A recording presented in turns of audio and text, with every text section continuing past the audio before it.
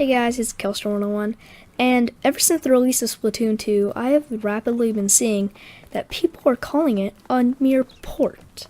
Splatoon 2, a port. The game that sold over 8 million units in total. Sure, it's going to be updated once this fiscal year is over in March 2019, or it is already March, but at the end of March, is what I'm trying to say.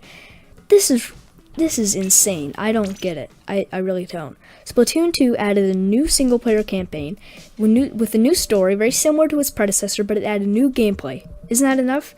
And if it's not, then they added brand new modes, and they added better graphics, considering that it was on the Switch, which has the Tegra X1 processor, found in common handheld devices, as I mentioned in my Smash Ultimate video previously. Now, this Tegra X1 processing chip and graphics card is not way better, but it's slightly better than the Wii U, PlayStation 3, and Xbox 360, all last-gen consoles.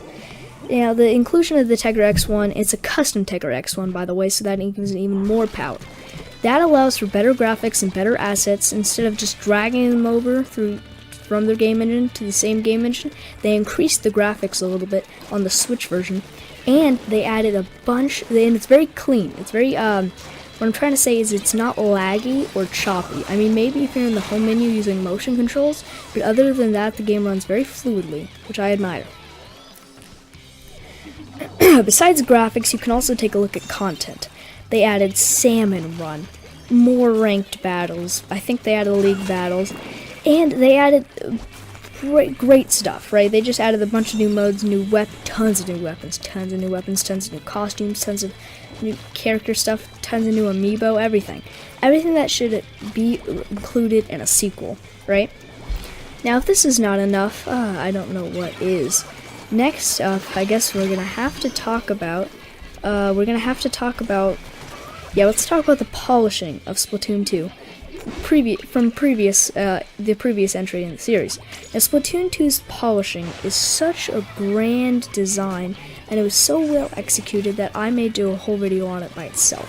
Because Splatoon, sure, it was great, but it had errors. It had flaws in the graphics, in the play, in the how it looked, and stuff like that. In the gameplay itself, more subtle features that were missing and not well executed, but were subtle enough for fans not to really care about. But Splatoon 2 fixed almost, if not all of these. For example, let's take a look at the paint in Splatoon. Now, you can see by this gameplay footage here that the paint in Splatoon 2 is way better, right? Now, and I also have a picture of Splatoon's paint footage.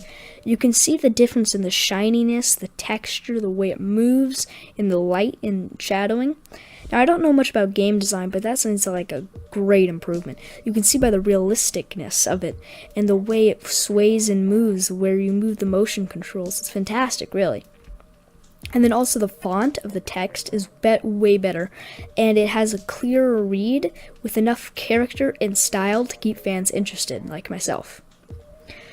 Continuing forth is the animation when one wins the round or loses a round. You see two different cats, and they each roll up and do a little dance, and then pow, see which one has more, and it represents who won or lost. And it's typically a very fun thing, and you can always usually know, because if you're looking at the scoreboard from the end of the game, you can always tell, but it's still a nice inclusion of how they modified that and made it even better from its predecessor. The development of Splatoon 2 was a grand one and a very well executed one, and anybody who thinks Splatoon 2 is a mere port doesn't know what they're talking about. This is Kelster101. Ciao.